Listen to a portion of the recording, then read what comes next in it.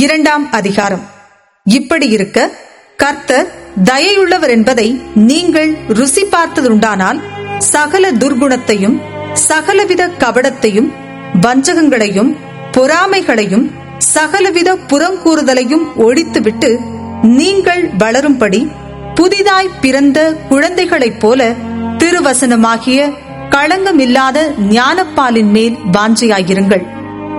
மனுஷரால் தள்ளப்பட்டதாயினும் தேவனால் தெரிந்து கொள்ளப்பட்டதும் விலையேற பெற்றதுமாயிருக்கிற ஜீவனுள்ள கல்லாகிய அவரிடத்தில் சேர்ந்தவர்களாகிய நீங்களும் ஜீவனுள்ள கற்களைப் போல ஆவிக்கேற்ற மாளிகையாகவும் இயேசு கிறிஸ்து மூலமாய் தேவனுக்கு பிரியமான ஆவிக்கேற்ற பலிகளை செலுத்தும் படிக்கு பரிசுத்த ஆசாரிய கூட்டமாகவும் கட்டப்பட்டு வருகிறீர்கள்.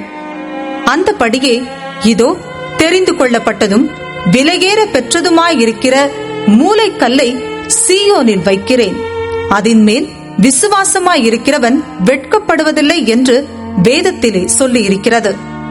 ஆகையால் விசுவாசிக்கிற உங்களுக்கு அது விலையேற பெற்றது. கீழ்ப்படியாமல் இருக்கிறவர்களுக்கோ வீட்டை கட்டுகிறவர்களால் தள்ளப்பட்ட பிரதான மூலைக்கல்லாகிய அந்த கல் இடறுதற்கேதுவான கல்லும் விழுதற்கேதுவான கன்மலையுமாயிற்று. அவர்கள் திருவசனத்திற்கு கீழ்ப்படியாதவர்களாயிருந்து இடறுகிறார்கள், அதற்கென்றே நியமிக்கப்பட்டவர்களாயும் இருக்கிறார்கள். நீங்களோ உங்களை அந்தகாரத்தினின்று தம்முடைய ஆச்சரியமான ஒளியினிடத்திற்கு வரவழைத்தவருடைய புண்ணியங்களை அறிவிக்கும் படிக்கு தெரிந்து கொள்ளப்பட்ட சந்ததியாயும் ராஜரீகமான ஆசாரிய கூட்டமாயும் பரிசுத்த ஜாதியாயும் அவருக்கு சொந்தமான ஜனமாயும் இருக்கிறீர்கள். முன்னே நீங்கள் தேவனுடைய ஜனங்களாயிருக்கவில்லை, இப்பொழுதோ அவருடைய ஜனங்களாயிருக்கிறீர்கள். முன்னே நீங்கள் இரக்கம் பெறாதவர்களாயிருந்தீர்கள், இப்பொழுதோ இரக்கம் பெற்றவர்களாயிருக்கிறீர்கள். பிரியமானவர்களே, அந்நியர்களும் பரதேசிகளுமாயிருக்கிற நீங்கள் ஆத்துமாவுக்கு விரோதமாய் போர் செய்கிற மாம்ச இச்சைகளை விட்டு விலகி, புறஜாதிகள் உங்களை அக்கிரமக்காரர் என்று விரோதமாய் பேசும் விஷயத்தில் அவர்கள் உங்கள் நற்கிரியைகளை கண்டு அவற்றின் நிமித்தம் சந்திப்பின் நாளிலே தேவனை மகிமைப்படுத்தும்படி நீங்கள் அவர்களுக்குள்ளே நல் நடக்கையுள்ளவர்களாய் நடந்து கொள்ளுங்கள் என்று உங்களுக்கு புத்தி சொல்லுகிறேன். நீங்கள் மனுஷருடைய கட்டளைகள் யாவற்றிற்கும் கர்த்தர் நிமித்தம் கீழ்ப்படியுங்கள். மேலான அதிகாரமுள்ள ராஜாவுக்கானாலும் சரி, தீமை செய்கிறவர்களுக்கு ஆக்கினையும் நன்மை செய்கிறவர்களுக்கு புகழ்ச்சியும் உண்டாகும்படி அவனால் அனுப்பப்பட்ட அதிகாரிகளுக்கானாலும் சரி கீழ்ப்படியுங்கள்.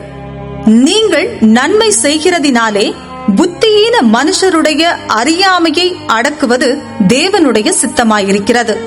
சுயாதீனம் உள்ளவர்களாயிருந்தும் உங்கள் சுயாதீனத்தை துர்குணத்திற்கு மூடலாக கொண்டிராமல் தேவனுக்கு அடிமைகளாயிருங்கள்.